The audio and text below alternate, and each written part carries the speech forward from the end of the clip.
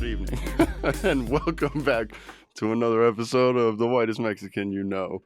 Obviously, I'm your host, Antonio, the whitest Mexican you know.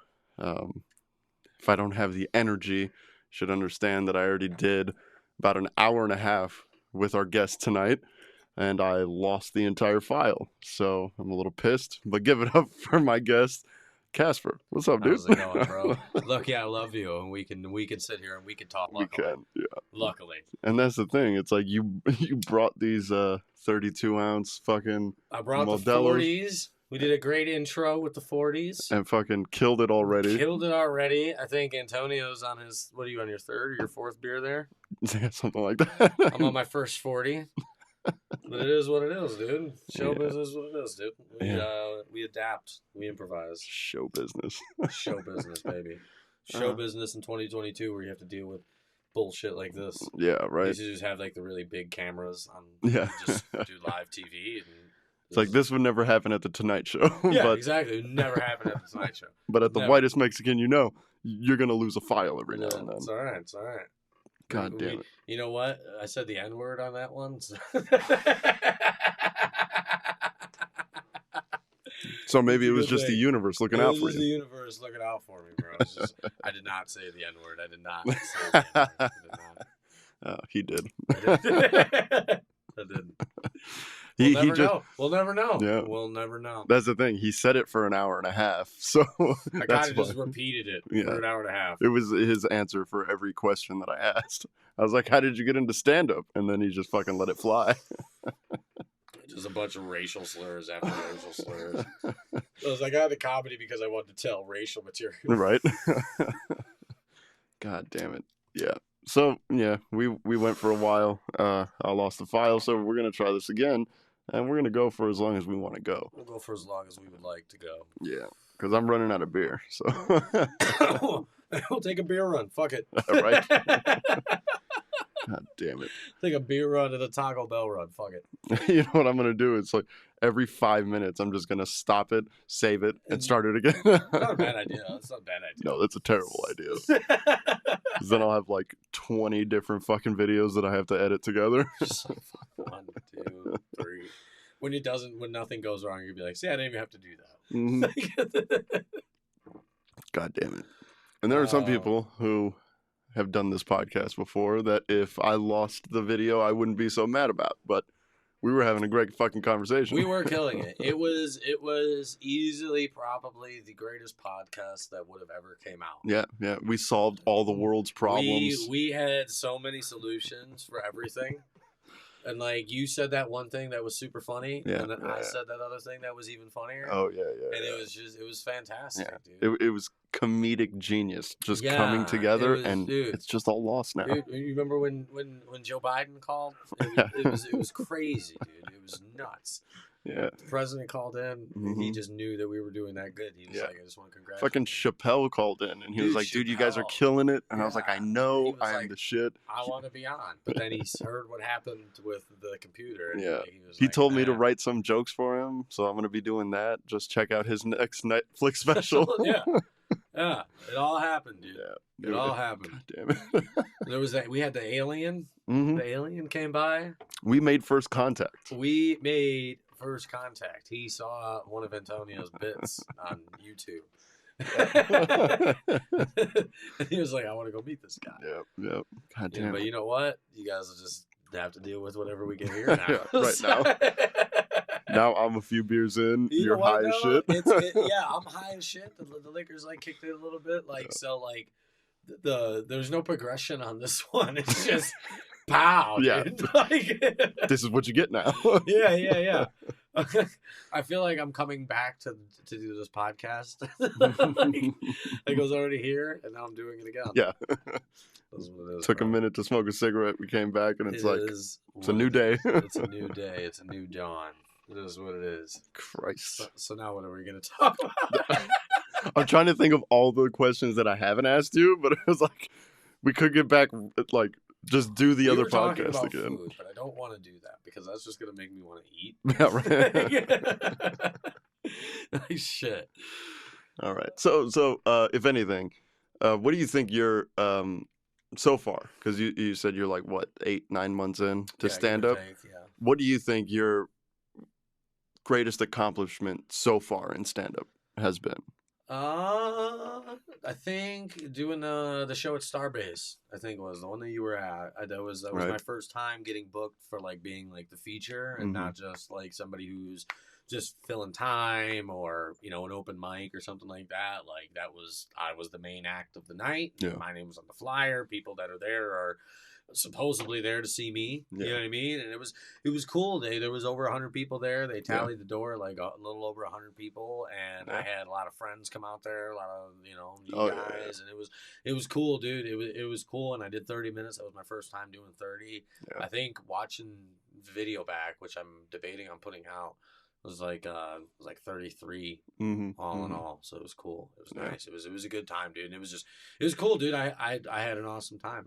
And did you feel like, in all seriousness, did you feel like you were ready for the 30? Because I could tell you, even right now, 2.5 years in, doing 30 minutes is still daunting to me. Yeah. You know, I thought I was ready for it. really. Like, yeah, it was. I wouldn't have done it if I wasn't ready for it. Because Yeah. I had an opportunity to do 30 for a show that I like. They do monthly shows, and I've done it like 3, 4, 5 times, and they Yeah. wanted me to headline it. And I was like, and this was before I got booked at Starbase, and I was like, I don't have 30. I was like, Yeah. I just don't.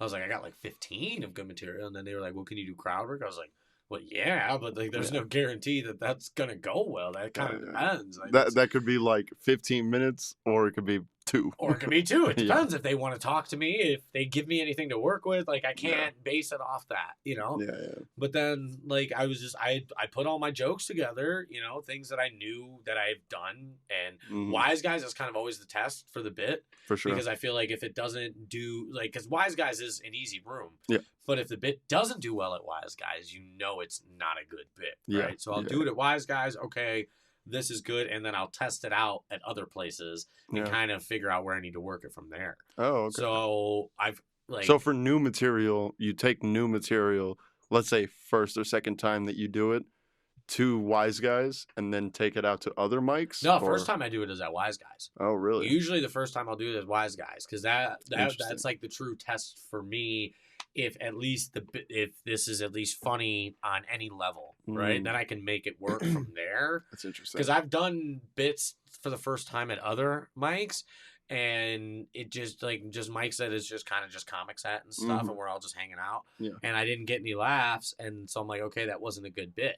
And then I was doing shows where I like found myself like needing to fill some time, Mhm. and I just kind of thought of the joke that didn't do well at whatever the mic was, Yeah. and I did it, and it did well. So I was like, Interesting. oh, I didn't think it was funny because nobody laughed, but nobody laughed because it's just a mic. You know what I mean? Yeah. So that's why I use Wise Guys as the test for it. Okay, cool, this works. Because I've done bits at Wise Guys that nobody laughed at. Mhm. And I figure since Wise Guys is an easy room, if they don't laugh at Wise Guys, it's probably not a good bit, right? Unless I'm Okay. like, okay, I need to work on this a lot. But Yeah.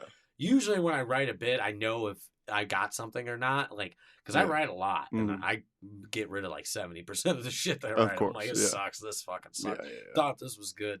And then there's, the ones I'm like, okay, this is good, but how good is it? And then I'll Yeah. go to Wise Guys, do it there.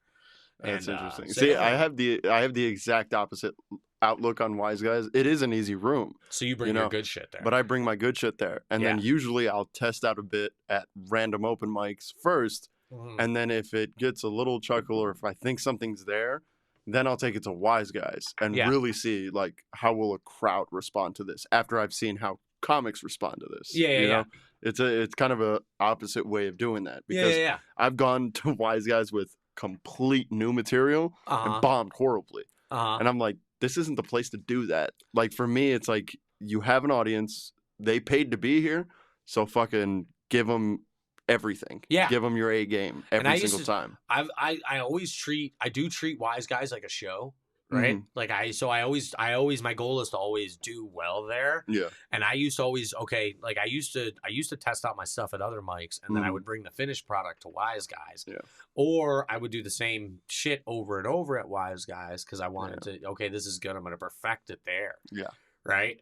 And then like some of the mics I just kind of stopped going to. Like I've kind of I Yeah. kind of have my schedule now of where I like to go. Like Mhm. and So I've been using Wise Guys as more of an open mic. Yeah. And dude, it's been fun. Like I haven't done like an actual set, quote unquote, at Wise Guys in like 3 weeks. Yeah. Like I've been like just like I haven't gone up there with a plan. Sometimes a written joke will come out because it just kind of goes with whatever I ended up talking about. Yeah. But like I've just like the 1 week my mom was in town, I roasted my mom for like 2 minutes. I remember that. like and it's been cool. But I'm doing that because like I'm trying to practice and get better at that part of comedy, right? As the off the cuff and the freestyling and all that. Yeah. Because like I got to a point where I was like, okay, like when I write a bit and then it go like the finished product, what I write versus the finished product usually isn't very different. There might be an extra tag or something in there.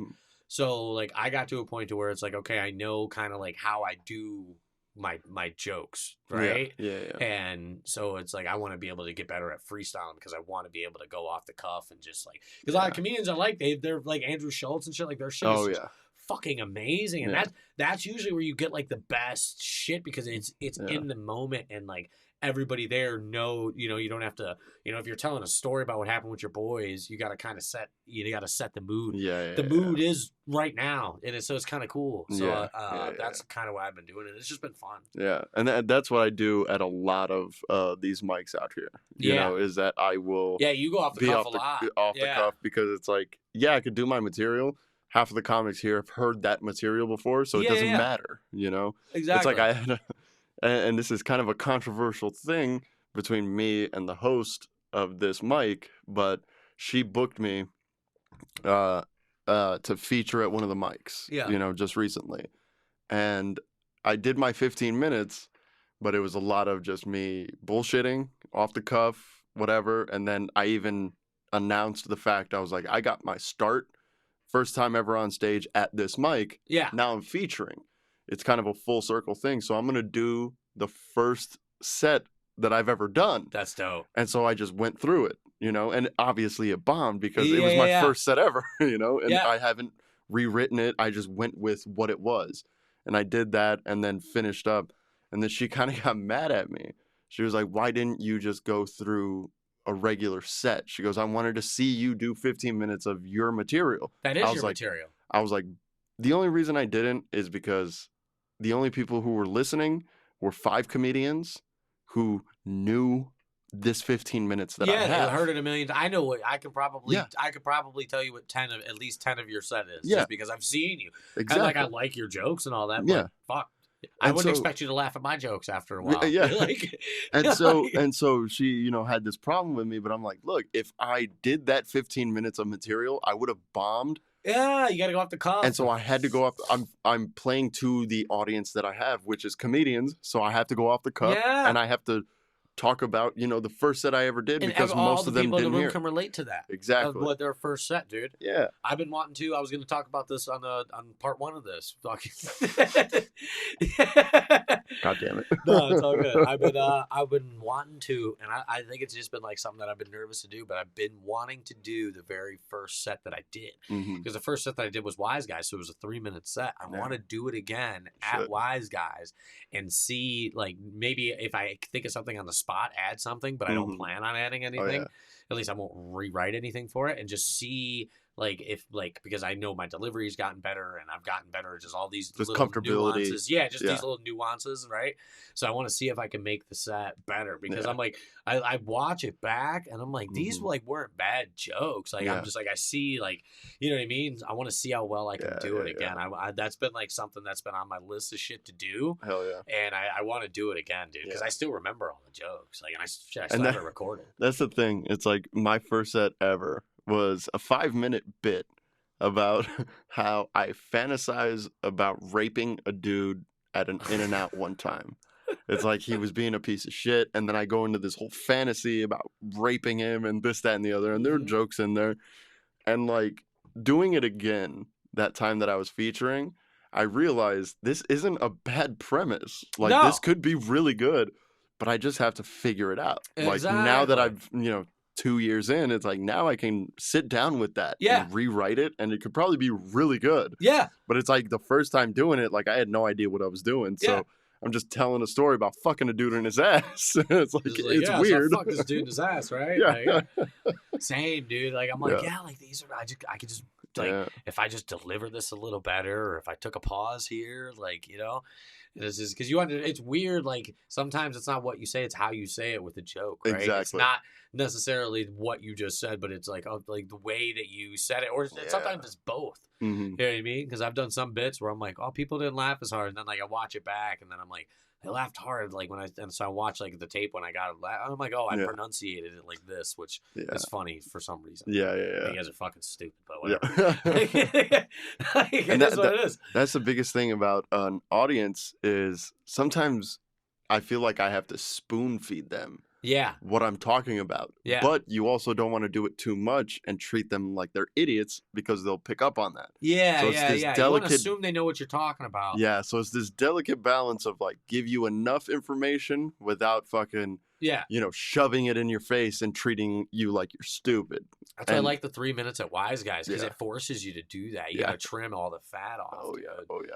And then you got to add the fat back on when you do a set somewhere else. You're like, fuck. I remember my first time doing a set somewhere, because I used to when I first started, it was just Wise Guys, because that was the only place I knew about. And like, I wasn't like, I would just go by myself. I would go and kind of like sit in the corner and just watch everybody and learn. And then I would do my set, and I would hang out the whole night. And I still kind of do, unless I have other shit to do. And the first time I did a set somewhere else, it was like 5 minutes. I was like, fuck. Oh shit. Because I was like, if I do 2 of my sets, that's 6 minutes, and I want to run the light. So try to be respectful. Yeah. It was funny is when I first started, like I was so concerned about running the light. I would like I'd see the light and I would just like do like another like 10 seconds and I get off. Yeah. Now I see the light, dude, and I'll go like another 2 or 3 minutes. Oh, yeah. Because I know that at least it's going, like, I feel like you can go over a little bit without being disrespectful. Yeah. Right? Yeah, and I learned that, but I used to be fucking like, gotta get off, dude. Gotta get off. And it would fuck with my sets because I would cut shit out and be like, I gotta go. There's still sometimes where I feel like that. Depends on where you're at. It depends. Especially if I know the set isn't great. And then I'm just bullshitting, and then I get the light. I'm like, all right, I'll give you this, and then I'm out of here. And it's like 10 seconds, and I'm like, fuck off. Especially, like, I'm very formulated. Like, I have my, like, my shit, like you were asked with the 30. Like, I have, like, in my phone, like, all my different bits. And, like, I have, for the longest time, I had 30-minute set, because that was my goal, to get a 30-minute set. Nice. So every time I'd get a good bit, I would just put it in there with how much time it was. Mm-hmm. And then I'd put in parentheses how much time that 30-minute was in total. So it was like 12 minutes. It was 15. It was blah, blah, blah, blah, blah. But mine's, like, very fucking formulated, dude. So I got to make sure I hit all my fucking points, dude. Yeah. And it's funny because I do think, especially given how much time you've been doing stand-up, I do think you're really good. You're really good for, thank you.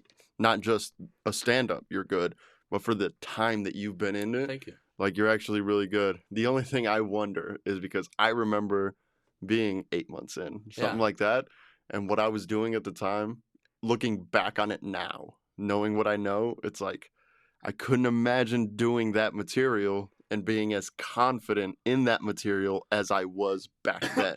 Yeah. And so the fact that you're talking about you were confident about a 30, I'm still, like I said, 2 years in, not confident in a 30. I could probably do a 20 comfortably. Uh-huh. But a 30, that's another 10 minutes you got to stretch and do your thing. And that freaks me out. And I wonder if, like, in another year, like next year at this time, if you're going to look back at that 30 that you did and just go, what the fuck was I doing? I'm sure it will be, dude, because I look at, like, I remember, like, you remember my white people shit bit, right? I was talking about white people and, you let your dog lick you on your mouth. That's some white people shit, right? At the time, when I was doing that bit, I was like, oh, it's a great bit. I was like, I'm going to be that guy, right? I was like, this is going to be my thing. I'm going to be like Jeff Foxworthy, but like the ghetto white version of Jeff Fox. I was like, this is going to be my thing.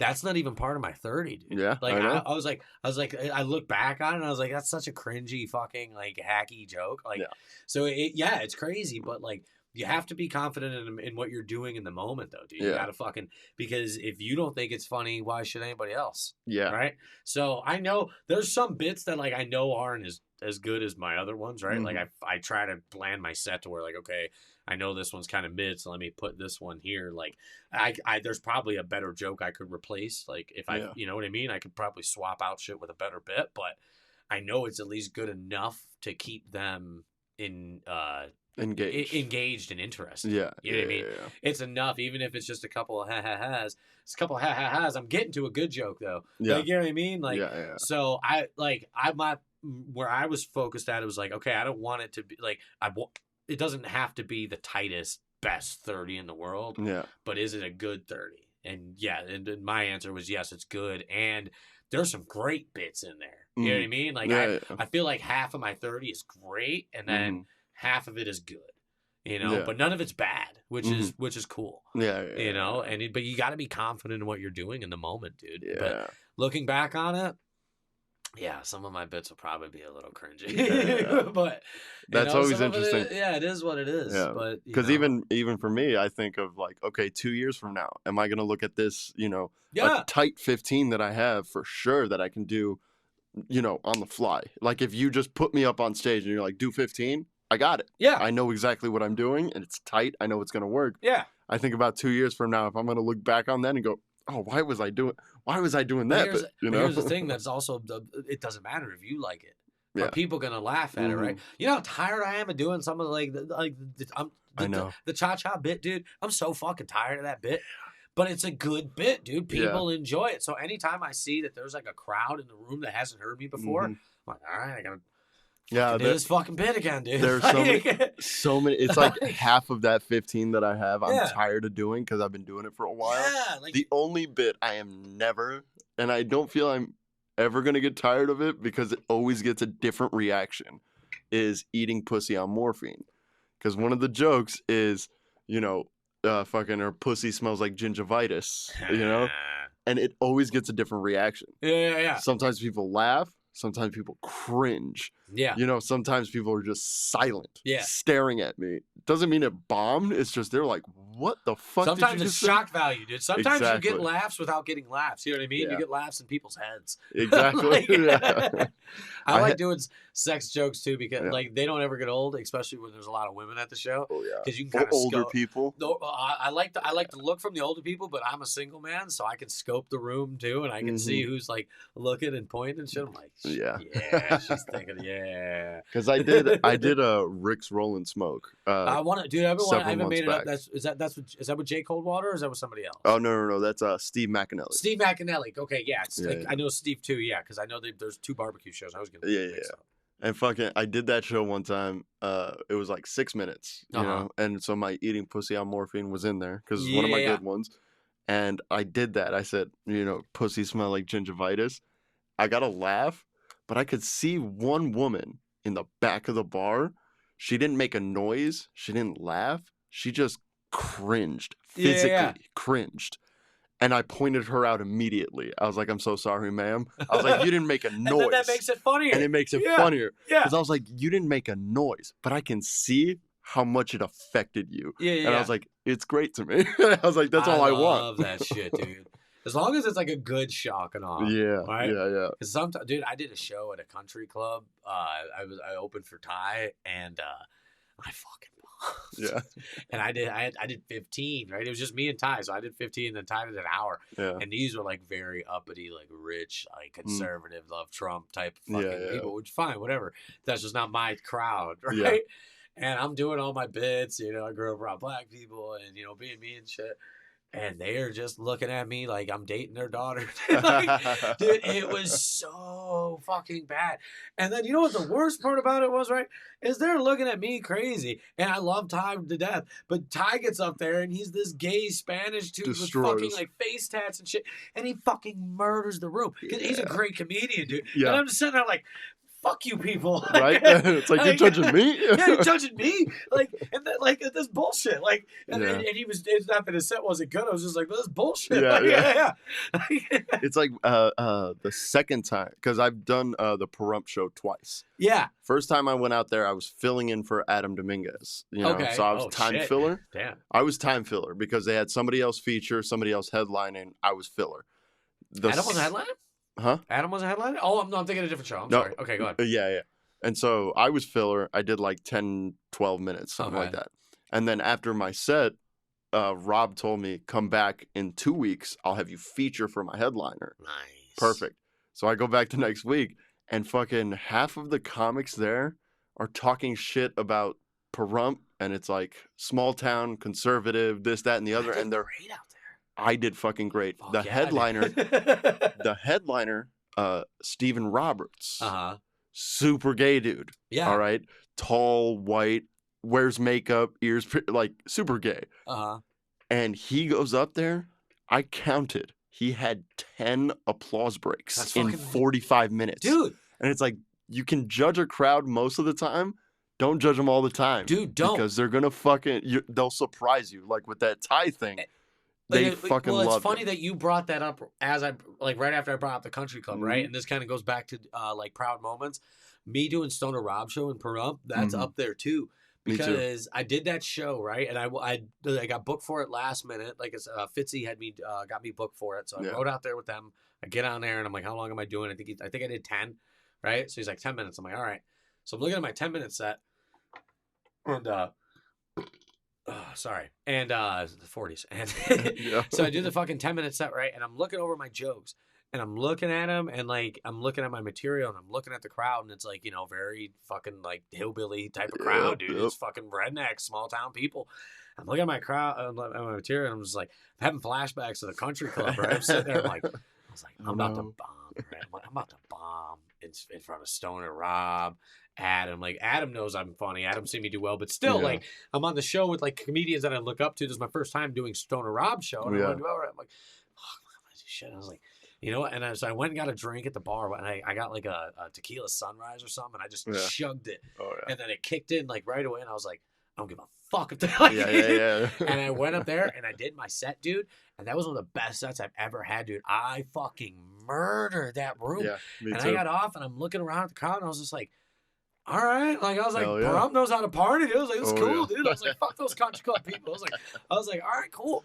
And dude, that helped me because I was like, cool. Like now I know, because I was struggling, like connecting with that type of people. You know what I mean? And now I was like, cool. It's just sometimes it's like they can be the same demographic, but they're thinking about what you're talking about in a different way. Yeah, they're open. It's sometimes it's just about how open are people willing to be to understanding that these are fucking jokes. Exactly. Right? How you have to be able to look at the funny side when we're saying it. Yeah, exactly. Right? Like I have friends that I'm like I'll you know, I'll be talking on the phone, I'm like, oh, I do this joke and I tell it, and then they're like, well, actually, and I'm like, but bro, I just told you it was a joke before I even said it, bro. It's like, don't take this as like my opinion on something. I was like, we're friends, dude. I was like, I've heard you say some wild ass, like really, you're gonna Karen me right now, dude. Right. So it's like, so I think it's just a matter of like, are you willing to? It's like watching a movie, right? Or like if you're gonna watch a Star Wars movie and be like,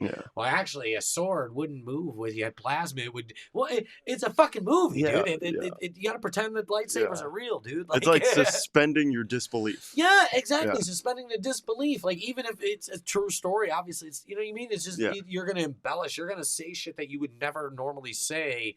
If you're at dinner, like you know, unless you're at dinner with comics, like exactly. You know what I mean? Like it's just So you gotta have people that are willing to watch the movie, dude. And if they are, then it's a good time. As long as you're funny, you know, then it's a good time, dude. Fucking some people never make a good movie though. So. Right. And we know those comics. We know those comics. We were talking all about those comics on part 1 of this. Yeah, part one. You guys missed it. We were talking so much shit. We were naming names. We were dropping all the tea. We were doing everything, man. About the Pahrump show. We were talking about like getting surprised by an audience. Yeah. What's funny is I have a bit that I do where I start off, I go, you know, my name is Antonio. My pronouns are they, them. Not because I'm a part of the LGBT whatever. It's because the voices in my head are tired of being ignored. I started the bit and I go, my pronouns are they, them. In Pahrump, one lady in the back just goes, oh my God. And then I finished the joke, and she was the hardest person laughing. And I'm like, you're going to judge me right off the bat because I'm young. Because you totally look, you know, like LGBT, you know, transgender person. Yeah. You give off that vibe. So I would have believed it. Yeah. But I think it was just because a young guy getting up there that she's like, oh my God, he's one of them. And then I hit the punchline. That's what I think is the funniest part about it, is that she believed it. Yeah. Like, how we were talking about people who watched the movie. Yeah. She was like, she saw the lightsaber and was like, where can I get one of those? Yeah, yeah. She's like, nope, that's not how it works. I was like, fuck you, bitch. But it's like other places where I do that. Sometimes me saying, my pronouns are they, them, it'll get like a slight applause. And I'm like, no, don't applaud because I'm about to be a dickhead. Exactly. It's like I'm about to turn it on you. It's like you get nervous when you tell like that type of material?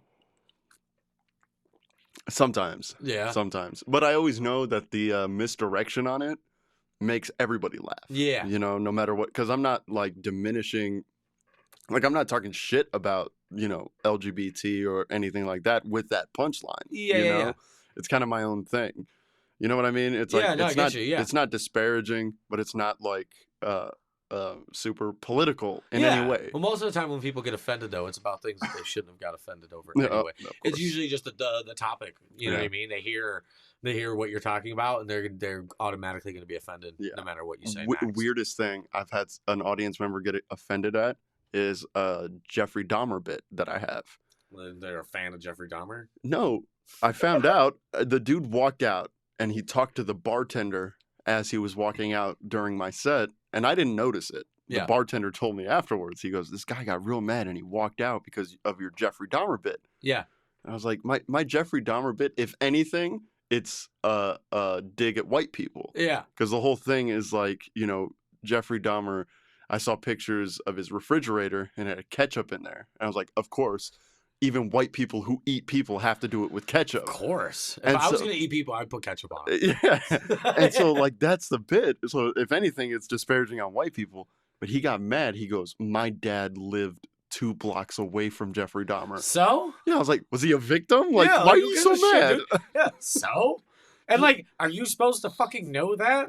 Yeah, exactly. Hey, before I tell this next joke, has anybody in the crowd lived within a 5-mile vicinity of Jeffrey Dahmer? Yeah.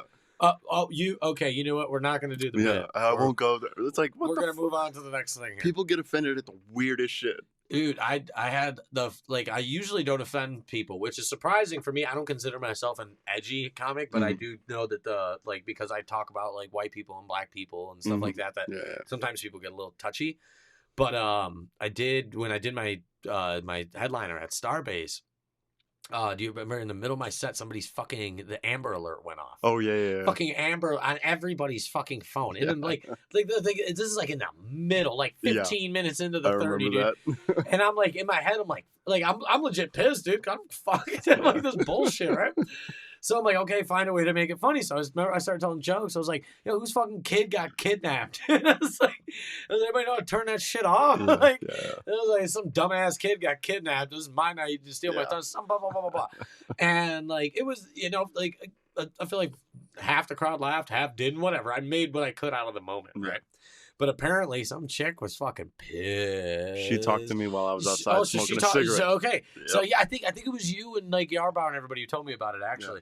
So she was pissed about that. And I remember when you guys told me about that, I was like, what was it, her fucking kid that got kidnapped? Yeah. Like, are you so fucking mad about were you going to go look for this kid? Right. No, you're going to go get another beer? Then what are you so fucking mad about? Like, were you going to rally the troops? No, you weren't going to do shit. You were going to go in the parking lot and drink like you've been doing all night, which is fine. Yeah. Like, I'm going to do my comedy set like I'm supposed to do. Yeah. There's a fucking Amber Alert going off in the biggest night of my career. Yeah, right. What do you want me to do? Yeah, what do you want me to do? I'm going to make a joke about it, dude. Like, fuck off. Yeah, that was like the first time I've had like that I know of that I've had somebody legit like mad. It was like it's an Amber Alert joke. Like, I remember that. I was sitting outside smoking a cigarette and she walked out there and I didn't remember what bit it was. I should kill myself or something too? Yeah. Oh wow, you're such a good person. You are just a saint and an angel. She got so mad and she's like, man, fuck this guy, whatever. Like, how much time is he doing up there? And I was like, doing 30, bitch. Yeah, I was like, he's a feature. He's doing at least 30. And she goes, that's way too long. You should fucking kill himself and this, that, and then I was like, Jesus. There'll be an Amber Alert about it if I do. you go missing. Yeah, I might go missing if I kill myself. Because if I did, I would fucking like, I'm going out to the mountains and shit. I'm not gonna let them, like, I'm gonna get eaten. I don't want people to find me. So yeah, I'm gonna go missing. There's gonna be an Amber Alert. Oh no, fuck that. I'm spiteful. And she's not gonna do shit about it. You're spiteful. I'm spiteful. If I kill myself, this I'm was gonna. your fault. Yeah. I'm gonna leave a note. I'm gonna leave a note. I'm calling people out, and then I'm gonna make you clean it up. Yeah. 13 Reasons Why. Right. Antonio's version. You did. Part of the reason why I killed myself is because. And I'll call out people that I haven't talked to in 20 years. It's like, it's your fault. And they're like, what the fuck? Oh, that priest that molested you. No. It'll be like my second grade teacher. She's like, what the fuck did I do? And you still didn't pass second grade, dude. Yeah. Still didn't pass. I almost didn't pass second grade because I stole toys. Stole toys? I stole toys from my second grade class, and I only got found out because I wasn't turning in my homework. Yeah. And my teacher had a talk with my mom when she came to pick me up. And so my mom was like, where is this homework? Where is it? And she opened up my backpack, and there were toys in there. And I was like, oh, fuck. And then my teacher's like, what the fuck? You're stealing toys? I'm like, oh, shit. Were these good toys? They were dinosaurs, like this big, like fucking 18 inches. What kind of backpack did you have? Big enough to hold a dinosaur. Dude, I used to steal fucking Pokemon cards, dude. Like 4th and 5th grade, there's like Pokemon cards were like the shit. Hell yeah. And like, so I don't know how it was at your school or whatever, but at my school, when we'd get to school, right? And then if it wasn't winter shit, sometimes even during the winter, we would line up outside. So we'd be in lines based off what class you were in, right? Yeah. So we'd all be, talking and, doing whatever kids do in front of line. And we would always, so like my group of friends and like all the kids that were like in my area, all the boys in the class, we would show off our Pokemon cards. Like, I got this one. Yeah. So I'd take fucking mental notes and I would remember what backpack they would have. Nice. Because all the backpacks were hung out in the hallway, right? You didn't have locker rooms in elementary school because locker codes are too complex for children, right? So you just put them in the hallway. And I'd fucking be like, okay. And so they'd be like in the middle of the class, like when important shit was going on, I asked to go to the bathroom, and I'd be in the bathroom, and I'd be in the hallway. I'd be in the hallway just going to people's backpacks and taking all the cards I want. And then it'd be and then I would never show them. Obviously, like that, I was smart about it. Next day, but they'd be like, yeah, I had this card, and like I don't know what, I think I lost it. I'm like, oh, that sucks, dude. I sold them all later when I was like older and I didn't care anymore. I made some good money off those Pokemon cards. Nice. Actually, so. I could see you being the piece of shit. You stole them, and they go, oh, I think I lost it. And you're like, I'll help you look for it. No, I'll help you look for it. No, I would have sold it back to them, but I was so like I was too scared that like they would like know it was me. Yeah. So like I just didn't let them know I had the fucking cards. But yeah, if anybody from fucking elementary school watches this and you're wondering what happened to your fucking shiny Charizard, I took it. And I didn't even like do anything good with it. Like, right. It just sat in my collection. You sold it 15 years later. Yeah, I sold it 15 years later. And like I gave everything away for like very like cheap. Like I knew I could probably get more. I was like, I don't care. How much? You said, yeah, sure. $20. Yeah, fuck it. Yeah. Bought weed with it or something. God damn it. Greatest thing I've ever stolen was a IHOP mug. I stole an IHOP mug, and it was right before because they changed their design on their mugs. What did it say on it? It just said IHOP like Pancake House or something like that. But it was a very old school, like it. Best way I can describe it, it was like a 80s look to it. Okay. And then shortly after I stole that one, they changed it, and so it was a more modern feel or whatever. Yeah. And so I had 2 of them because I stole 2 at one point. And then they never had those mugs again. And so I was really proud of myself. I was like, fuck yeah, like I got vintage mugs at this point. And then I broke them by accident. No shit. And my girlfriend was with me when I broke them because it was just recently. And then she went on eBay and bought me 2 more. Oh, the greatest thing you've stolen in your life. I broke. Is that 27 years old? Yeah, right. I steal shit at 27, dude. You know what, dude? When I was 24, I stole a car. And it wasn't like on some Grand Theft Auto shit. I bought this car from this person that I worked with. right? And I was like, I got him to agree to like do like payment plans with me. Right, so I was paying off this car, and I did like 3 or 4 payments, and I had to move, and I moved like 4 hours away. I was like, Fuck him. yeah. I was like, what's he gonna do? Come fucking find me? I lived in like the middle of nowhere. Yeah. I was like, yeah, whatever. And he was like, I just blocked this number. It's like, as long as I have the title. yeah, like I had everything. So I was like, shit. But you know what? Karma's a motherfucker, because 3 months later, that fucking car broke down, dude. And there was nothing wrong with that car when I bought it. It was fucking perfect condition.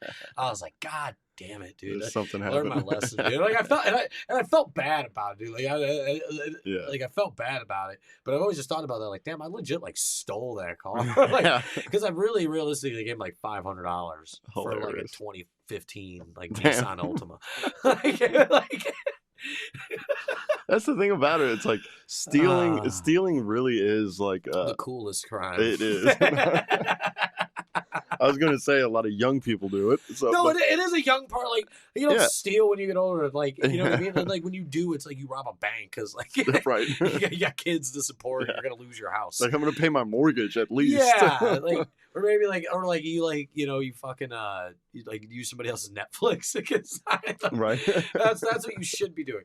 You know what I still do though? I steal it from Walmart, like the self checkout aisle. Yeah, nice. Yeah, and like because it always feels good sometimes. It's like being able to steal. Yeah. It's like get away with it. It's like you feel good about yourself in a weird way. Like I know which, like as I'm buying, when I do my grocery shopping, I know which items I'm gonna like not scan when I get them.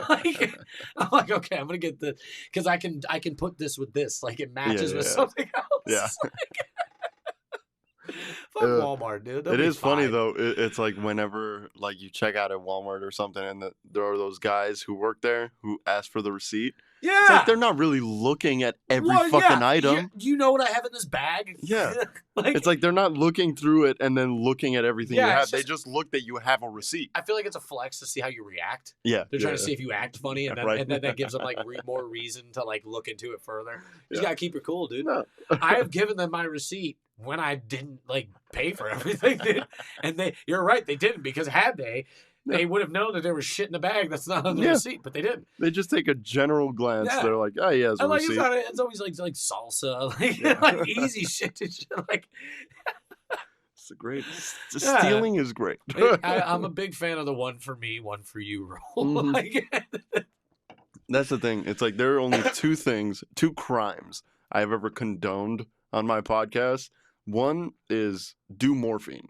Morphine. I had a really bad problem with morphine, and I'll tell you, it's the greatest drug I've ever done. You can get morphine, like, not at the hospital? Yeah. Well, kind of. From somebody who stole it from the hospital? Well, the way that I had it is my buddy stole it from his uncle, who was a double amputee. The dude had some medical problem, had both his legs cut off. Yeah. Was prescribed morphine. Uh-huh. My buddy used to steal it from his uncle, give it to me for free. No shit. That's why I had such a bad problem. It's because I got it for free. And any drug you get for free, I feel like you would try. Like if somebody offered me heroin and it was free and I didn't have anything to do, I'd be like, why not? Why not? Fuck it. I'm not gonna pay for it. So that's the one thing is morphine. Try it once because it is the best. Okay. And then stealing. I mean, fucking general shoplifting. I mean, it just feels good. Yeah, it feels fucking great. As long as you're not doing it from like a little bodega or something. No, you don't steal from family business. Yeah. You steal from like Walmart, and Target, Burlington Coat Factory and shit. Yeah. They're gonna be fine. Nobody there's gonna. I don't even think they have security, so it's not like you're putting their job at risk. It's funny that you say Burlington Coat Factory. It's because I got kicked out of there one day because some old lady. This is before Karen's. Yeah. I was with my Mexican cousin. All right. Yeah. Me and him are actually there shopping for coats. And this old ass lady just thought we were suspicious. Uh-huh. Told the security guard. He kicked us out for being suspicious. And I'm like, dude, I'm not doing anything. I'm literally here to buy a coat. Yeah. And he goes, no. Like, we've gotten reports. Some old white lady said you were being suspicious. Some old white lady, like she may have dropped. They call that discrimination. That's what the fuck am I being suspicious for? Did you tell me you were Mexican? She might have dropped a spick or two, but you gotta go. Yeah, you gotta go. Yeah, the white lady. She said she's gonna call the cops. And she shops here. and return stuff quite often. Motherfucker. I don't ever understand that. Do you always notice that like the return aisle is always just filled with like older white women, and like it's always shit that they just bought? Yeah. I feel like they just buy shit because they're bored, and then they're like, they buy it with the intent to return it in a couple days. They don't even take out the bag; they leave it in their car. They just need to get out the house. I don't understand those people. I don't think I've ever returned anything in my life. I've only I've only if something doesn't fit, I'm like, whatever. I fucked up. I fucked up. It's me. I should know how big I am, right? Exactly. I should know I have so many other clothes. Yeah. I should know the size, right? I think the only time I've ever like legit returned something was like I bought a TV and it had a crack in it, so I brought it back and was like, give me another fucking TV. Yeah. But like, I don't ever like return anything. Like I just feel like I'm being a dick, right? Like your product sucks. Like I don't want to tell them that, right? So it's like, but like I always like, but I've been in that aisle a lot because like at Walmart, like you cash your check or you can send money orders. Or you can do so much shit in that one aisle at Walmart, and it's always packed. And it's always packed because you have these fucking old white ladies returning shit that they just bought 2 days ago. Like, it's like the middle of fucking June. And they're like, thing. I bought this. This isn't the right size. You've been the same size for like 40 years. It's like, you're 30 now. It's like, you've been this size. That's how I decided I didn't like this. Yeah. Why'd you buy it? It's like, I never returned anything. Still to this day, I don't return anything. Yeah. But it's like my girlfriend was the only person. Like, she's white as shit. She fucking, if something doesn't work or it fucking doesn't fit or whatever, she's the one. And I tell her, I'm like, you return. You can do it. Yeah. Yeah. Oh, I don't want to do it. I have no problem because sometimes I'm like, fuck, like I want to. Yeah. I'm just too much of a bitch. I can't do it. Do you return food if it's wrong? Because I do that. I don't fuck around with my food. Food, yeah. No. I do it. Like if I ordered mashed potatoes. It happened at Ocha one time. Did it? So at Ocha, I was sitting there for the mic. I ordered my food way before the show started. You tell me like I can fucking do something about it. No, I'm not telling you because I let it slide. I just host. I can't do shit. It's like she brought something out. She gave it to me. Whatever, cool. It looked like what I ordered, so I started to go to town on it. Yeah. Then she comes up, panicked. She's like, "This isn't your food. This is somebody else's food. Whatever." And I was about to tell her, "No, it's cool. I'll just eat this. It doesn't matter." Yeah. She took it from me. I was there. I remember that. You were like, it was literally like a movie, dude. You had your fork and everything, and you were just like, mother. And then she takes it. I'm like, that was so funny. I was so sad. And then she brought me my correct food. Yeah. But I had some like it was pork chop suey, right?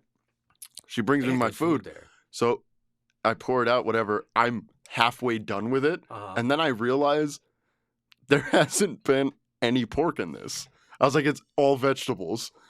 And so I could have been mad about it, but I was like, I don't care. I was like, I'm hungry enough to where I ate it all, and I'm not going to say anything. See, I don't fuck around because I'm like really like I'm not a picky eater, but like I don't know what the word for it is. I really look forward to whatever the fuck I'm about to eat, right? Because I think hard about what I want. Yeah. And I'm like, ooh, I want a bacon cheeseburger. So where do I want a bacon cheeseburger from? I want it from Wendy's. Go Wendy's. And if there's no bacon on it? Dude, not even if there's no bacon on it. It's just like, dude, like I get pissed. Like, and I'm very nice to the people, but in my head I'm like, motherfucker, like I'm working for like my goddamn shit. Right. Like, I don't play it. But yeah, I don't return shit. I just ask for a new one. Like, yo, can I get a new fucking McChicken, please? Right. And then that's my girl's thing is like we've gone to a lot of like fast food shit, and then they forget something, you know. See, that aggravates me too because I spent money on it. Give me my shit. And that's her thing. She's like, I fucking paid the money, so give me it. There have been times where we had food, we got it, came home, ready to eat, something's missing. She will grab the receipt and leave. See, I'll eat my food. I'll call, and then I'll eat my food, and then I'll go back. And then I'm sitting there waiting for her for another 20 minutes. And I'm like, the food's cold. Now I'm pissed. I need to eat my food fresh, dude. Like, if I go to the drive-thru, I park and eat my fucking food. Because I don't want to, even if it's like 5 minutes up the street, I'm like, no, because it's going to be cold. Yeah. By the time I fucking get my shit. Only takes 10 minutes. It's like, then it's fucked. I'll just sit here and eat my shit, dude. Yeah, dude. That's wild. That's fucking wild. Okay, let me ask you this. This is what I ask, I think, every guest so far. What is the weirdest bomb you've ever had on stage? Weirdest bomb. And I'll tell you this. Oh, I know what my weirdest bomb is. My weirdest bomb. And, you know, for the audience, if you listen to this podcast, you know the story. I was at a fucking Urban Lounge, Okay. Tabloid's place. Yeah. I'm going up there. Everybody bombed that night. I'm bombing as well. Every time I hit a punchline and it doesn't go over well, some dude in the back of the room just goes, "Fuck him." And I didn't know how to handle it the first 3 times he said it. Yeah. And so I'm just rolling with it. I hit another punchline. "Fuck him." All right. And then I hit a punchline and he doesn't say it. And so I was like, "Fuck him?" Like almost like asking the crowd. And then the crowd erupts. And I'm like, okay, now I got you. You're back on my side. Here we go. And that was the weirdest like bomb and then flip it on them. Yeah. It was so See, great. I've never had that because like I feed off energy. That's just how I am as a person or as a comic and just in general and everything. Yeah.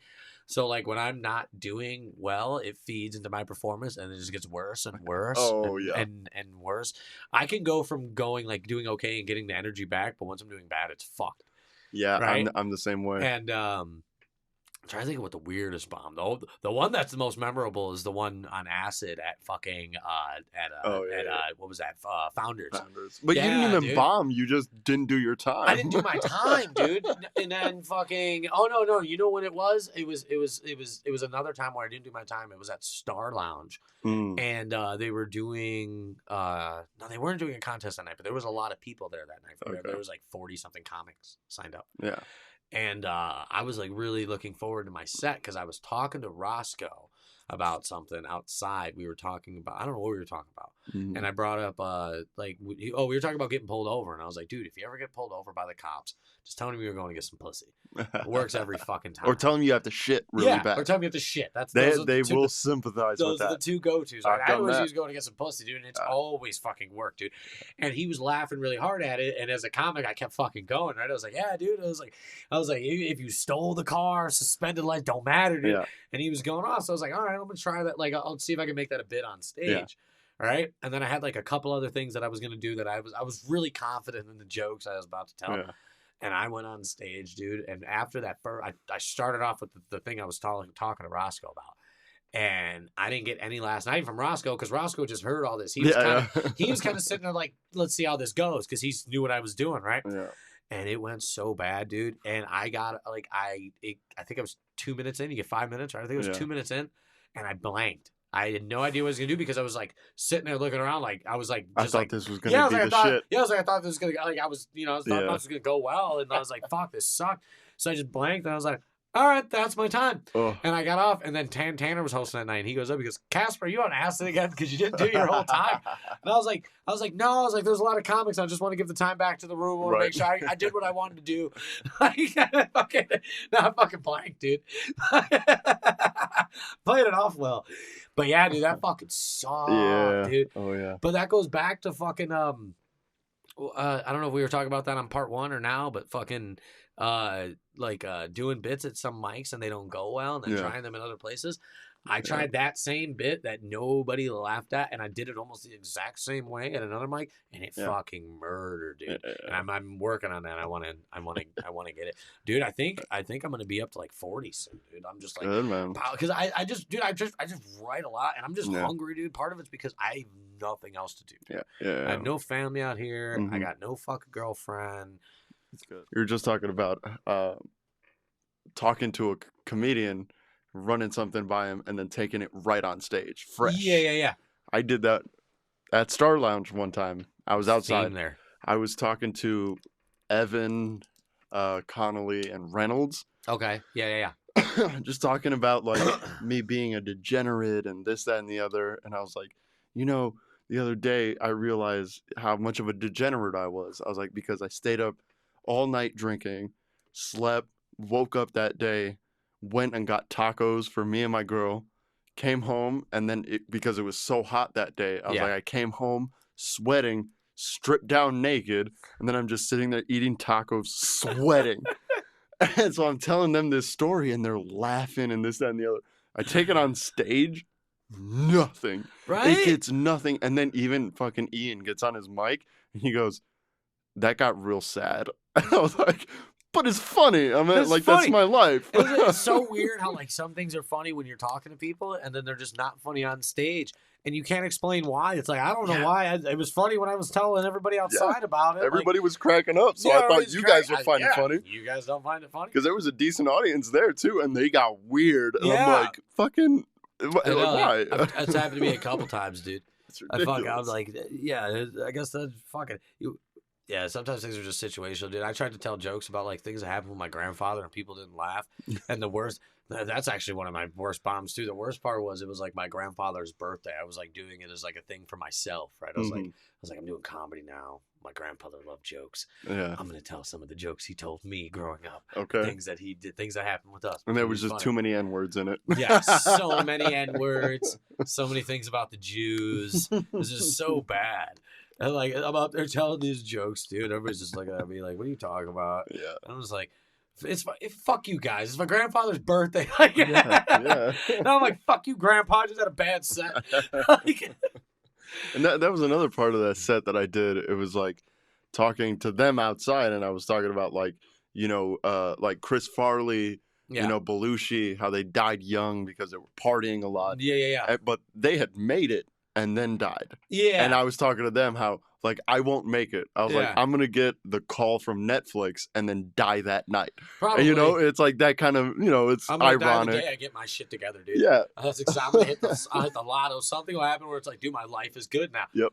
Done. and so that's the whole like ironic whatever that I'm talking about. And I did it on stage, and it just It's fucking flat. Weird how that for shit 5 works, minutes dude. I bombed telling that, and then Ian was like, "You just made everybody sad." Yeah. And I'm like, that's why I stopped though? doing it. That's why I can do the like now like riffing and stuff, but I don't ever riff about stuff. You know what? I take that back because when I got Barry high as shit at Wise Guys, I literally just talked about shit that we were talking about outside, and it went great. But that's the only time that it's worked. Every other time it goes horribly. So like now I just do like a bit that I like have like thought about, and sometimes it'll be something that like literally like was something that I said outside to people, but because I wrote it before I got there, it works better. Yeah. Like you tested it on them, and then went up.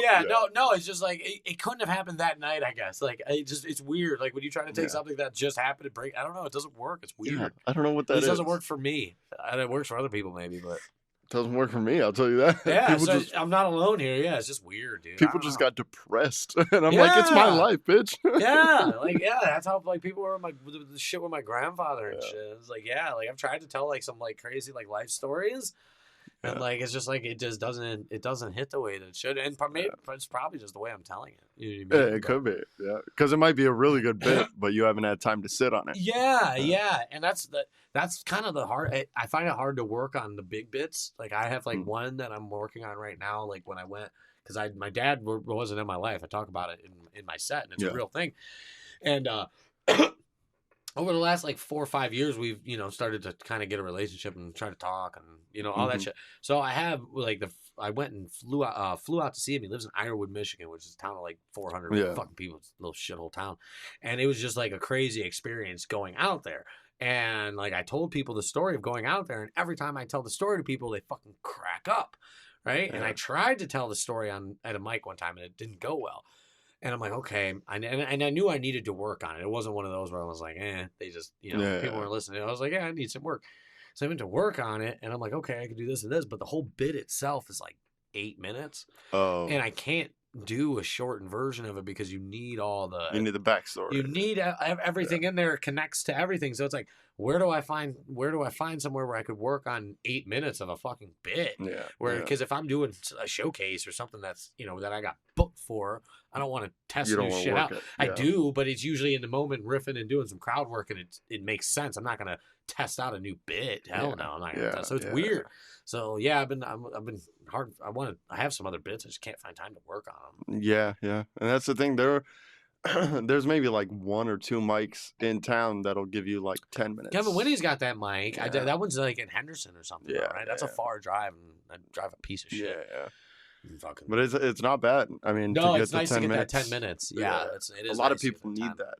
But I'll tell you. And I like he's very supreme. He doesn't matter who you are, and I like how he has like the random host up there like every week. Yeah, he like whoever's on the list. And even the competition that he has, like he has I saw that decibel reader. Okay. So it's like it's not who he thinks is the best. It's like who the crowd thinks is the best. Oh, so decibel reader. Is it? Oh, so it goes off like volume of the laughter. That's dope. Yeah. That's pretty dope. Yeah. I want to do like maybe one night at Ocha, like literally count the laughs per minute and give it out to whoever had the most laughs. That'd be good, man. That'd be cool, dude. Yeah. Because then it's legit science, bitch. Yeah, exactly. People were laughing. Because a lot of people get salty about who you pick as the winner. It's funny being the host now because when I used to go to Ocha before I was the host, there was plenty of times I was like, I should have fucking won tonight. I should have won. I should have won that money because I won one time at Ocha. Yeah. And I won literally the week after I won, they changed the format and they started giving away feature for set of the night. Oh, right. And at that time, I couldn't get a feature set, right? So I was like, I would love to get 15. I want to test out my 15. I wanted to, and I couldn't, and I kept going back and I come with some fucking heat and all this shit, right? I used to test bits out at Ocha because you want to do new, it's new and people, it's mostly comics, so you got to fucking whatever. Yeah. And I couldn't fucking, I'm like, fuck, I should have won. I should have won it. And now that I'm hosting, I have so many people come up to me and they're like, I feel like I should have won. I feel like I should have won. I'm like, yeah, you should have. That's just what I told you. Yeah, you should have. I remember that. Yeah, you should have. Like I base it off of. I try to base it off of laughter, but I also don't base it off of that too. Like though, I won't say names, but it was like 2 weeks ago. There was a comic that I was gonna give Saturday night to, and then somebody came late and ended up taking his spot, and they killed it. But and it was when Bill Strange won. But they came and they didn't have the funniest set of the night. But what they did was people walked in during their set and were like sitting down, and they made it funny. Like they interacted with them, and not in like a weird like dick way. Like they found a way to make them feel comfortable and still make their set funny, and they didn't miss a beat. And I was like, that was impressive because this person's only been doing comedy for like 2 months. Yeah. So it's like that was impressive to me. That is more impressive than fucking Antonio, who's been doing comedy for 2 years, coming up here and making everybody laugh like he always does. Yeah. Not that you had a bad set, and you were funnier, but that was more impressive. You know what I mean? So that's kind of like how we do it over there. The only time I've ever bitched at Ocha, it was before you hosted. Budsy won. That shit. I wasn't there when he won. I wasn't there when he won, but there was the running joke on social media where everybody was like, "I'm done with comedy now." Yeah, we all lost to Budsy that night, right? Yeah, we all lost to Budsy. We were like, "How did that happen?" And see, and that's another one. He didn't necessarily have the funniest set of the night, but when Ty interrupted him, he told Ty, "Shut the fuck up," and made the crowd go crazy. And it was like, "Well, you did you entertained them and." Ty, shut the fuck up. You made Ty shut the fuck up. That's so impressive. Like, this is Ty's mic. His job is to talk during your set. Like, I won't say who won that night. Somebody won that the night. Was this when I was hosting or before I was hosting? Before you were hosting. Okay. I went up to AJ because AJ was hosting at the time. After, the mic ended or whatever, and I went up to AJ and I go, look, I was like, I'm not saying that I should have won. I was like, I know I didn't win. Yeah. I was like, but the person you picked shouldn't have won. And I can think of 3 other people that should have won. Yeah. And it was like, that was my sentiment on it. And he told me, he was like, I get what you're saying, but he was almost like politely telling me, you're still kind of out of line. Yeah. And I was like, I get it, but it's like, I'm not even like propping myself up. I'm not even saying that I should have won because I know I didn't. Yeah. But I know people who had a better set than the guy who won. Yeah. And it's weird because I've been on your side because I was a regular. I go to Ocha all the time. I'm still a regular at Ocha. Well, yeah. But like ever since I went up there the first time, I always was like, I like this mic because I like the energy there. I like that it's like unprofessional. It's still professional, but it's we talk during your set and it's people heckle and all that. I love that part because I was like, that's gonna make me better. Yeah. Like that's gonna make me because I have to deal with different shit. Yeah. Right? You got to think on your feet. And I was always there like, yeah, that motherfucker shouldn't have won, bro. Yeah. And then it was either like I felt like I should have won, or I was like, same thing. I was like, I don't think, but I feel like this person should have won. Or that person should have won. Like, how did that person win? Yeah. But now it's funny being on the side who gets to pick the winner. Yeah. I'm like, you should. It is what it is. But I don't get offended when people are like, because I get it because I've been there before. Yeah. I thought the funniest one, and again, I won't say any names, but the funniest since I've been host was. There was a kid who came up there and his very first time doing comedy ever came up. He did everything, and we were talking beforehand. He was a super cool kid, and he's still doing comedy now, and he's doing very well. But a super cool kid. So we had already exchanged Instagrams before he went on, because I was going to send him a list of like open mics to go to. So he goes up, but he did a set. He did well for his first time. He did pretty good. And then he had to go or whatever, fucking, I don't know.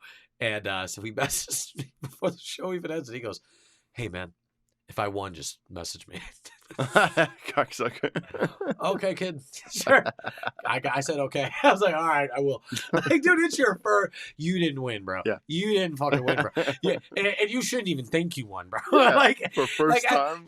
Like that's what you're thinking about, that you won. You should be going home, and you should be doubting yourself like everybody else did. I love the confidence there. Yeah. That kid's gonna do big things. Yep. I was like, and then to say it the second time too.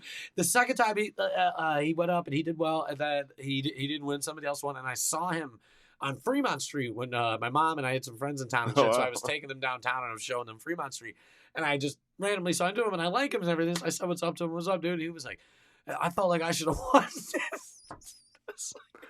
You got like, yeah, you should have, dude. Like, I don't know what to tell you, bro. Jesus. But yeah, there's and it's but it's fun, dude. I love doing that mic so much, dude. It's such a good time, and like it's cool, like just getting to host. Yeah, and, that's the one thing I miss more than anything, is why I'm kind of glad tomorrow at Free Zone I'm hosting. That's cool, dude. I miss hosting. Hosting's fun. Hosting dude. is so much fun, and I got so much out of it. That was the thing, is I got so much out of it. Is thinking on the fly. It helped me out with crowd work, because every fucking 5 minutes I'm on stage. And so it's now when I have to deal with something, it's very quick, because I've been there before. Yeah. I love hosting so much. And it sucks that my hosting gig ended the way that it did, where it's some dude trying to fight me, and it blew up like that. You get another one that comes around. I hope so. Because you're funny, dude. You do good material and shit, and like it is what it is. It'll come back around, dude. And I think everybody has to host. Every comic should host. I think me personally, I can't speak for everybody else, but me personally, hosting has made me a better comedian. Same. Because all the reasons you just said, crowd work. All that stuff, you have to think on your feet. You can't go up there and do your bits. Yeah. Because you just can't, especially like the level that we're at now, right? The mic that I host is mostly comics, and there's people there, like there's a crowd there, but it's mostly comics, so a majority of the crowd has heard my shit. Yeah, oh yeah. And also it's like, especially like when you do a set, you have a segue and a way of getting into that. Mm-hmm. You can't sit there and do 5 minutes in between each comic. Because it's weird. Yeah, because then you're adding like an hour onto the show. Yeah. You know what I mean? And like, even if you're doing well, it doesn't matter. People get sick of it after a while. Yeah. Alcohol starts to wear off. Food was hurting their stomach or whatever. Yeah. So you gotta boom, boom. So like, I don't like, I all the people that I think are good hosts, and what I try to do is what I learned from them is just I go up, I do one palate cleanser or whatever you want to call it. Mm-hmm. Maybe do a joke about something that happened during their set, or maybe play off of something they said, and then introduce the next comic, and that's it, dude. And that was the biggest thing that I did when I was hosting, is I would listen to everybody's set.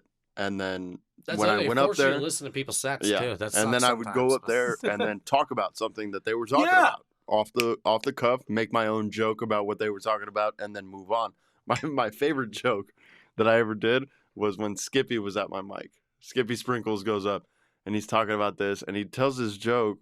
He doesn't do it anymore, but he talked about Skippy doesn't do any of his jokes anymore. He has a new set every week. Right? It's super impressive, though. It really he has a new 5 every week. It's wild. That's fucking nuts. And anyway, so he tells his bit about like waking up next to some woman that isn't attractive and thinking to yourself like, oh, how did I end up here?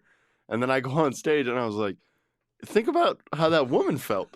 And she wakes up next to Skippy Sprinkles. And then he goes, "Hi, my name is Skippy Sprinkles. I have a traumatic brain injury. We had sex last night." And I'm like, how terrifying that is.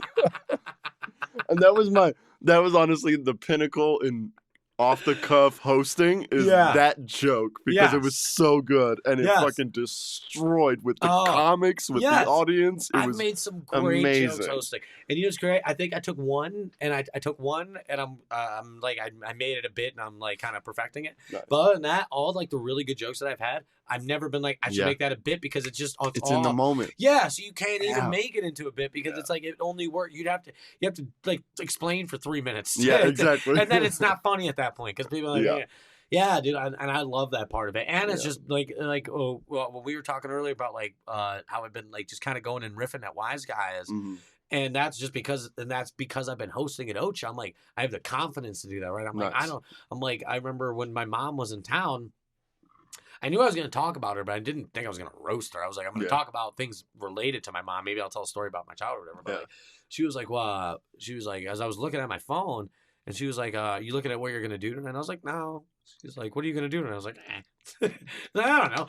And and I love that feeling because I'm not like, I'm super nervous before I go up. I'm not like, I'm going to go fucking kill it. But I purposely go up without that plan. And it's because of hosting that I have the confidence. Like, I know that I can make something up on the fly. Yeah. You can do something, funny. At the very least, you can do something that's funny. Yeah. Even if you can't do it again. Yeah, even if I can't do it again. And like if I can go up there and freestyle a whole 3-minute set and get 30 to 45 seconds of that was good, I consider that a success because I didn't go up there with now if I went up there with all written shit and only had 30 to 45 seconds that was good, I'm like, I bombed. I had a horrible set. But if I freestyled off them, I was like, oh, cool. That was good. Plus, it's an Instagram reel. So there you go. You post it. Like, you really only need a good 30-second bit now, and you're good. I love that. It's full circle to part one. Yeah, that they didn't get to see. Part one, bro. Part one, bro. We were. You guys missed a great part one. I think part two's right a little above. Part one though, so? Because there's no buildup of the alcohol. We were already drunk. It's already kicked in, dude. It's already all there, dude. It's fucking. It's good to go. I only drank water because I was out of beer. I haven't even finished mine yet, dude. But see, I'm a lightweight. Like I really don't drink a lot. Like I when I'm at my house, I've tried to be like have like a 6-pack and like I'll get off work and have a beer and shit. I end up like I don't enjoy it. I'm like, why am I drinking this? Really? And like, but when I'm out, like at comedy club, I'm like, I want to fucking like give me a beer or something. I think I like the social aspect of it. Same. And like I'm just more fun. Yeah. Like, and that's the thing we were talking about when we were smoking a cigarette. I'm like, I have a problem. And I know I do because it's like once you let the monkey out of the cage, it's like once I have the first couple beers, it's like, all right, what are we doing now? Exactly. And you were even telling me, you were like, I'm going to go home, get some food, fucking play video games. And I'm like, but what are we going to do? Yeah, see, I can do that though. I'm like, ugh. Like, because I hit a wall usually, like with just being social. And I'm like, all right, I'm ready to fucking go. And I go home. Me, I'm trying to figure out the next fucking move. It's like I just want to be out. It's the worst thing. You got a lighter? Did you leave it outside again? Yeah, it's not important. That's all right. We'll keep going. We could wrap it up though. We've done at least another hour on part 2. Bang, bang, bang. We did a 4-hour interview, ladies and gentlemen. It's going to be cut and chopped up into 2 hours. No, it's going to be 1 hour because we lost the last. Yeah, we lost part of it. It's okay though. We're here to entertain. Yeah. And luckily we have a fantastic host here and just a fantastic friend and comedian in general. And I don't mind hanging out and talking to him. Most people don't get an hour of my time, personal time. So that's why I'm saying, what are we doing next? You want to get some food, dude? I'm fucking hungry, bro. You want to get some fast food? I'm super down to go hit a McDonald's. I just want to drink more. That's my problem. I have to work in the morning, so I can't. I have a regular job. Until people start liking and subscribing to, my Instagram, Casper the Comic, and my YouTube, Casper the Comic, and my TikTok, Casper the Comic more. There you go. So, and that was going to be the wrap up. Is me telling you to plug your social media. No, seriously, man. I appreciate you for having me, and I've been doing this comedy thing for about a year now, but things are going really well, and I appreciate all the followers that I have. If you like what I do and you want to keep up with what I do, follow me on Instagram at coughing motherfucker at Casper _ the comic, at TikTok Casper _ the comic, on YouTube Casper _ the comic. It's Casper _ the comic, THA, because I don't know how to spell. All right. And I hope I'm at 100,000 subscribers after this comes out. I appreciate it. I appreciate you too, sir. Cheers me one more time. Hey, with your water bottle. My empty water bottle. With your empty water bottle. I'm going to finish this before we finish it. But yeah, go follow Casper. He's a great fucking comic. Definitely surprises me every time he's out there because you're so new, man, but you're fucking killing it.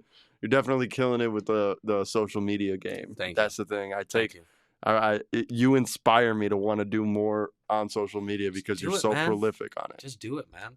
I got to get better. Anytime you do anything off the cuff and you have it recorded, For upload sure. it. Because then you don't have to worry about, oh, this is my bit. Like, Exactly. and a great thing that I learned watching the great Andrew Schultz is he made a great point. He goes, comedians are scared to upload their bits to YouTube because they're going to go, what happens when I do this at a show? Mm-hmm. You have the internet as your show. Yeah. It's a show in front of potentially everybody in the country, right? Yeah. So would you rather have the 30 people that are going to come to our shows laugh at your bit because they haven't heard it before, or would you rather have a video go viral on the internet? Yeah, true. I would rather have a video go viral on the internet because that's going to get me booked. Yeah. And think about, in a year or two, are you still going to be doing that material?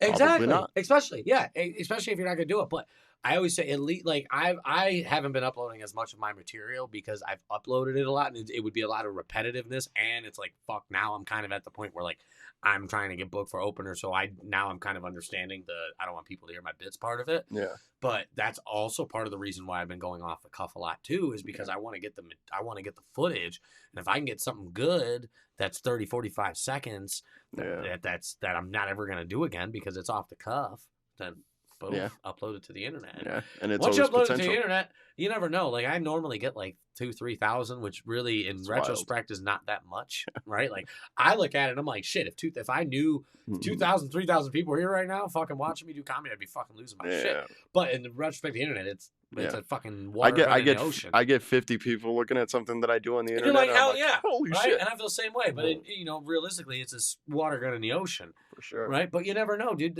You see the dumb shit. You ever see something on the internet and you're like, how? Ridiculous. How? Who knows? 1.5 million and it's fucking stupid. And like, I've uploaded clips where I'm like, this is the one. Yeah. This is the one. This is gonna get shit, and it doesn't do shit. And then I upload one where I'm like, hey, whatever. I just need to post something today. I'm gonna upload this, and that one does way better. And I'm like, why? Yeah. Like, why? But you can never tell. It don't matter to me, dude. But definitely go follow Casper on all his social media. I'll post it in the video. It'll show up. And then also in the description, I'll have all links to his social media. So go check all that shit out. Follow me on Instagram, _Hernandez_comedy. Do that. I don't fucking post on it, but I'll get better. I promise. He's gonna start posting on it because I'm gonna start bugging him about it. As long as you guys, as long as my fan base, my loyal fan base, is willing to support me, go follow me on Instagram, and I'll start posting more. I'll just post me fucking drinking every night. You know what I do that helps me feel better about my likes? Is I like and comment on all my own videos. I'm the first like. I judge people who do that. Do it. I don't care. Judge me all you want. I thought it was funny. Yep. I thought that was good. I thought it was great. Oh, that's amazing. Oh, man. All right. So, yeah, definitely go follow us. Do all that. Support live comedy no matter where you are because we need your support. And I don't know who I'm going to have on next, but hopefully it's not going to be in another month. Hopefully it'll be next week just to help you guys out so that you're committed to following me because I'm screwing my fan base. And they want it, man. I started from 0 on YouTube, built it to 200. Oh, shit. Had consistency in those 200 people, and then now I've been screwing them lately. I found that, like we were talking earlier, dude, on the internet, it's more about quantity than quality because that's just how algorithms work. Yeah. They just want shit to look at. So, definitely hit the fucking bell notification so you get notified anytime that I drop a video because I am inconsistent with my uploads. But I hope you guys stick around. I love you. And until next time, you dirty cocksuckers, we'll see you there.